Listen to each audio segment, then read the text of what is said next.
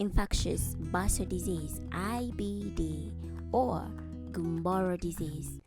This is a highly contagious viral illness in young chickens under 10 weeks that attacks the immune system, causing immunosuppression, increased mortality, especially to chicks of 3 to 6 weeks old.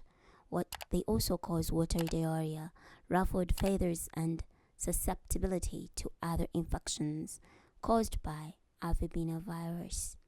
It targets the bursa of Fabricius, leading to severe immune damage, with prevention focused on strict biosecurity, sanitation, and robust vaccination programs.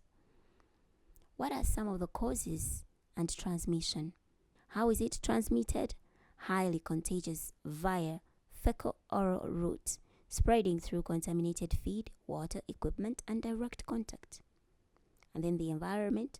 The virus is resistant and can survive in the environment.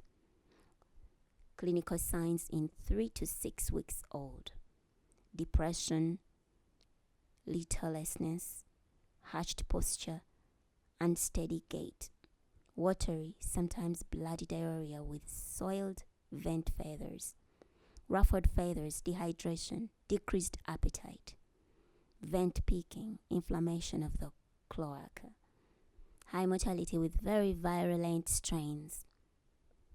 What impact does it do on the flock? Immunosuppression weakens the immune system, making birds vulnerable to other diseases. Vaccination interference reduces effectiveness of other vital vaccines, e.g. Newcastle infectious bronchitis. Production losses, reduced uniformity, flock performance, and increased rejects. How can you prevent and control? Vaccination, the best defense, starting with maternal antibody transfer via breeder vaccination and followed by chick vaccination. Biosecurity, strict hygiene, disinfection, and isolation. No treatment, no specific medication exists. Focus is on prevention. So prevent infectious bursa disease from your poultry. How can you know that your birds or poultry have infectious bursa disease?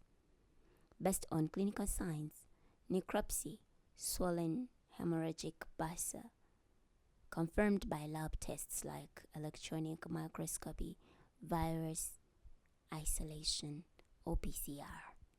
Those are the different ways you can find out whether your birds are being affected by the infectious bursa disease.